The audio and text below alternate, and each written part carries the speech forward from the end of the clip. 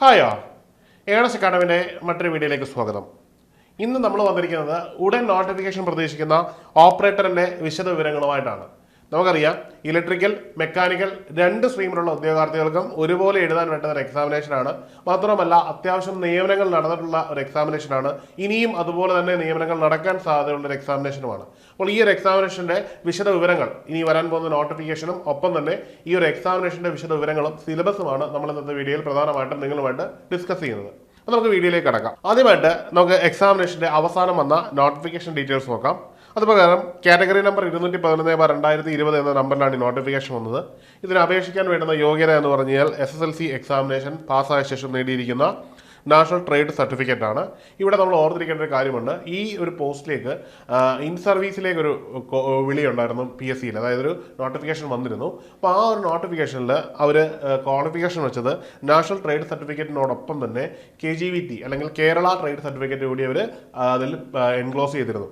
അത് വെക്കാനുള്ള പ്രധാനപ്പെട്ട കാരണം എന്ന് പറഞ്ഞാൽ NCVT മാത്രമാണെങ്കിൽ നമുക്ക് ഡിപ്ലോമയോ അല്ലെങ്കിൽ ITIക്ക് മുകളിൽ യോഗ്യതയുള്ള ഉദ്യോഗാർത്ഥികൾക്ക് ഇക്വലൻസി വെച്ച് അപ്ലൈ ചെയ്യുന്നതിൻ്റെ ഒരു ബുദ്ധിമുട്ടുണ്ടായിരുന്നു. ഈ ഒരു പ്രശ്നം പരിഹരിക്കുന്നതിന് വേണ്ടിയാണ് PSC ഈ ഒരു സമീപനം എടുത്തിരിക്കുന്നത്. അപ്പോൾ സ്വാഭാവികമായിട്ടും ഇനി വരുന്ന ഈ നോട്ടിഫിക്കേഷനിലും നിങ്ങൾ എല്ലാവർക്കും, അതായത് BTech, ഡിപ്ലോമ തുടങ്ങിയ ITIക്ക് മുകളിൽ യോഗ്യതയുടെ എല്ലാ പോസ്റ്റിലേക്ക് നിങ്ങൾക്ക് അപ്ലൈ ചെയ്യാൻ പറ്റും. അതായത് ഈ ഒരു യോഗ്യത വെച്ച് അല്ലെങ്കിൽ ഹയർ വെച്ച് നിങ്ങൾക്ക് അപ്ലൈ ചെയ്യാൻ പറ്റും എന്നുള്ളത് പ്രധാനപ്പെട്ട ഒരു കാര്യമാണ്. ഇനിയും ഈ ഒരു പോസ്റ്റിൻ്റെ സ്കെയിൽ ഓഫ് പേ എന്ന് പറഞ്ഞാൽ 27,200 രൂപ മുതൽ 73,600 രൂപ വരെ കിട്ടുന്നൊരു പോസ്റ്റാണ്. വളരെ ഇമ്പോർട്ടൻ്റ് ആയിട്ടുള്ളൊരു പോസ്റ്റാണ്, നിയമനങ്ങൾ നടക്കുന്ന ഒരു പോസ്റ്റാണ്. ഇനി നമ്പർ ഓഫ് വേക്കൻസി അന്ന് റിപ്പോർട്ട് ചെയ്തത് 88 ആയിരുന്നു. ഈ 88 റിപ്പോർട്ട് ചെയ്തെടുത്താണ് 500-നടുത്ത് നിയമനങ്ങൾ, അതായത് 500 പുറത്ത് നിയമനങ്ങൾ നടന്നതെന്ന് ഓർക്കണം. ഇനി ഇതിൻ്റെ പ്രായപരിധി ആസ് യൂഷ്വൽ 19 മുതൽ 36 വയസ്സാണ്. PSCയുടെ നോർമൽ ഏജായിട്ടുള്ള 19 വയസ്സ് മുതൽ 36 വയസ്സ് വരെയാണ്. അതിൽ തന്നെ SC, ST, OBC, വിമുക്ത ഭടന്മാർ, അങ്ങനെയുള്ള പല വിഭാഗങ്ങൾക്കും പ്രായത്തിൽ ഇളവ് കിട്ടും. അപ്പോൾ OBC വിഭാഗത്തിന് 3 വർഷം, SC, ST വിഭാഗങ്ങൾക്ക് 5 വർഷവുമാണ് വയസ്സിൽ ഇളവ് ലഭിക്കുന്നത്. ഇനിയും ഈ ഒരു എക്സാമിനേഷൻ്റെ DOE, അതായത് ഈ ഒരു എക്സാമിനേഷൻ നടക്കുകയും റാങ്ക് ലിസ്റ്റ് നിലവിൽ വന്ന ശേഷം, അതായത് റാങ്ക് ലിസ്റ്റ് നിലവിൽ വന്ന ശേഷം അന്ന് മുതലുള്ള വിശദ വിവരങ്ങളാണ് നമ്മൾ നോക്കുന്നത്. ഇത് പ്രകാരം റാങ്ക് ലിസ്റ്റ് പബ്ലിഷ് ചെയ്യുന്നത് 7/2/2023 അന്ന് കട്ട് ഓഫ് മാർക്കായിട്ട് വന്ന് 44.67 മാർക്കാണ്. അന്ന് മാക്സിമം എക്സാം എഴുതി നേടിയ മാർക്ക് 82.33 മാർക്ക്. അന്ന് ടോട്ടലായിട്ട് അഡ്വൈസ് പോയിരിക്കുന്നത് 527 ഇവിടെ നമ്മൾ കണ്ടല്ലോ, 88 പേരുടെ വേക്കൻസി ആയിട്ടാണ് നോട്ടിഫിക്കേഷൻ വരുന്നത്. എന്നാൽ അഡ്വൈസ് പോകുന്ന ഒരു സമയം ആകുമ്പോഴത്തേക്കിന് അത് 527 മാറുന്നു. മെയിൻ ലിസ്റ്റിൽ തന്നെ ഏതാണ്ട് 1051 പേര് വരുന്നു. ഈ 1051 പേര് വരുന്നു എന്ന് പറയുമ്പോൾ ഈ 527 പേർക്ക് അഡ്വൈസ് പോയ ആ റാങ്ക് ലിസ്റ്റ് നിലവിൽ നിലനിൽക്കുകയാണ്, കഴിഞ്ഞിട്ടില്ല. ഇനിയും മാസങ്ങളല്ല, ഏതാണ്ട് 1 വർഷത്തിനോട് അടുത്ത് സമയമുണ്ട് താനും. അപ്പോൾ സ്വാഭാവികമായിട്ട് ഈ നമ്പർ എത്രത്തോളം കൂടുമെന്ന് നമുക്ക് ഓൾറെഡി എക്സ്പെക്ട് ചെയ്യാവുന്നതാണ്. അപ്പോൾ സ്വാഭാവികമായിട്ടും ഈ ഒരു തസ്തികയുടെ ഇമ്പോർട്ടൻസ് നിങ്ങൾക്ക് മനസ്സിലാവുന്നുണ്ട്. അതായത് നിങ്ങൾക്ക് ജോലി കിട്ടുവാനുള്ള സാധ്യത വളരെയധികം കൂടുന്നു എന്നുള്ളതാണ് ഇവിടെ നിന്ന് നമ്മൾ മനസ്സിലാക്കേണ്ടത്. അടുത്തതായിട്ട് നമ്മൾ ഇതിൻ്റെ സിലബസ് ആണ് ഡിസ്കസ് ചെയ്യാൻ പോകുന്നത്. ഈ ഒരു എക്സാമിനേഷനെ പറ്റി പറയുകയാണെങ്കിൽ ആദ്യം തന്നെ നിങ്ങളോട് പറഞ്ഞു, ഇലക്ട്രിക്കൽ, മെക്കാനിക്കൽ ഈ രണ്ട് മേഖലയിലുള്ളവർക്കും ഈ ഒരു പോസ്റ്റിലേക്ക് അപേക്ഷിക്കാൻ കഴിയും.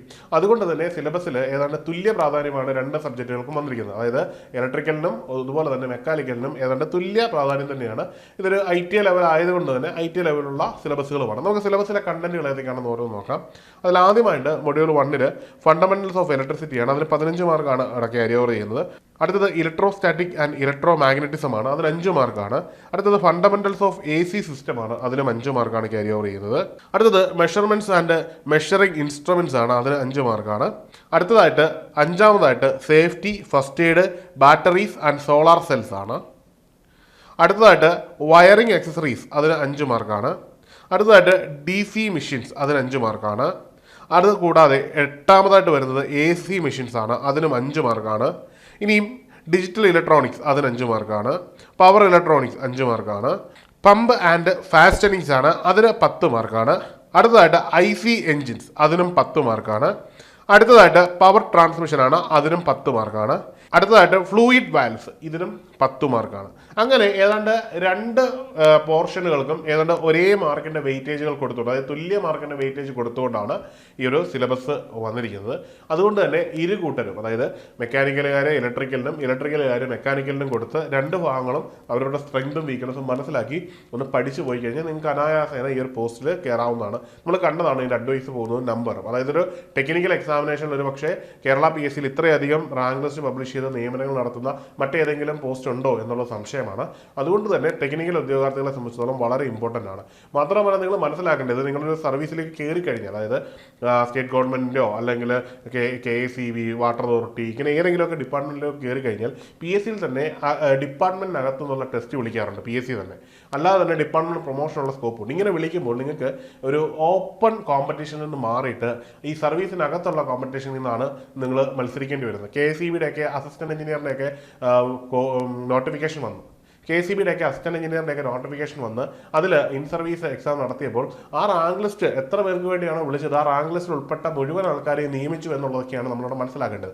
അതുപോലെ തന്നെയാണ് നമ്മൾ ഈ ഒരു സർവീസിൽ കയറി കഴിഞ്ഞാൽ നിങ്ങൾക്ക് ഇത്തരത്തിലുള്ള അവസരങ്ങൾ വരും. അതായത് നിങ്ങൾക്ക് അസിസ്റ്റന്റ് എഞ്ചിനീയർ പോലെയൊക്കെയുള്ള വലിയ പോസ്റ്റുകളിലേക്ക് പോകുവാനുള്ള അവസരം കൂടിയാണ് ലഭിക്കുന്നത്. അപ്പോൾ ഇവിടെ മത്സരം വളരെയധികം കുറയും എന്നത് വളരെ പ്രധാനപ്പെട്ട കാര്യമാണ്. ഇതുകൂടി മനസ്സിൽ കണ്ടു വേണം നിങ്ങൾ ഈ ഒരു തസ്തികയെ കൺസിഡർ ചെയ്യാൻ. തസ്തിക വൈസ് പോസ്റ്റ് കുറച്ച് താഴെയാണ് എന്നൊക്കെ കരുതി ബിടെക്കുകാരും ഡിപ്ലോമക്കാരും ഒന്നും അപ്ലൈ ചെയ്യാതിരിക്കരുത്. കാരണം നിങ്ങൾക്കും നിങ്ങളുടെ ഒരു കോമ്പറ്റീഷൻ ലെവൽ കുറയ്ക്കാൻ പറ്റുന്ന ഏറ്റവും നല്ലൊരു ഓപ്പർച്യൂണിറ്റിയാണ്. നിങ്ങൾ എന്തായാലും എഴുതി ഈ ഒരു പോസ്റ്റിൽ കയറുക തന്നെ വേണം. ഇനി പറയാനുള്ളതെന്ന് പറഞ്ഞാൽ ഈ ഒരു പഠനം വളരെ കൃത്യമായിട്ട് പോകേണ്ട ഒരു കാര്യമാണ്. ഈ ഒരു മത്സര പരീക്ഷയാണ്. മത്സര പരീക്ഷകളിലെ ഏറ്റവും വലിയ വില്ലൻ എന്ന് പറഞ്ഞാൽ സമയത്തെ മാനേജ് ചെയ്ത് സമയബന്ധമായിട്ട് പഠിച്ചു തീർക്കുകയും ഒപ്പം തന്നെ എക്സാം ഹാളിൽ ക്വസ്റ്റ്യനുകൾ ബ്രില്യൻ്റായിട്ട് ശരിയാക്കുക എന്നുള്ളതാണ്. ഒപ്പം നമുക്ക് നെഗറ്റീവ് വരുത്താതിരിക്കുക എന്നുള്ളതാണ്. അതിന് നമുക്കൊരു കൃത്യമായൊരു ഗൈഡൻസ് അനിവാര്യമാണ്. അത്തരത്തിലൊരു കൃത്യമായ കോച്ചിങ് പ്രൊവൈഡ് ചെയ്യുകയാണ് ഏണസ്റ്റ് അക്കാഡമി. അതിനായിട്ട് ഓപ്പറേറ്ററിൻ്റെ കോച്ചിങ് ഏണസ്റ്റ് അക്കാഡമിയിൽ ആരംഭിച്ചിട്ടുണ്ട്. നിങ്ങൾക്ക് ഇപ്പോൾ തന്നെ ഈ കോഴ്സിൽ ജോയിൻ ചെയ്യാവുന്നതാണ്. നമ്മുടെ കോഴ്സുകൾ ഓൺലൈനാണ്. ഓൺലൈൻ ആയതുകൊണ്ട് തന്നെ നിങ്ങൾക്ക് ഈ ലോകത്തിൻ്റെ ഏത് കോണിലിരുന്നും പഠിക്കാൻ പറ്റുന്നതാണ്. ഇനി നിങ്ങൾക്ക് ജോലി ചെയ്യുന്നവരാണെങ്കിൽ ജോലിയോടൊപ്പം ഇത് എപ്പോഴെങ്കിലും നിങ്ങളുടെ സമയം മാനേജ് ചെയ്ത് പഠിക്കാൻ പറ്റും. മാത്രമല്ല നമ്മുടെ കോഴ്സുകൾ സിസ്റ്റമാറ്റിക്കായിട്ട് തന്നെ ഇതിൽ ഉൾപ്പെടുത്തിയിട്ടുണ്ട്. നിങ്ങളെ ഗൈഡ് ചെയ്യുന്നതിനായിട്ടൊരു മെൻറ്റർ ഉണ്ടാവും.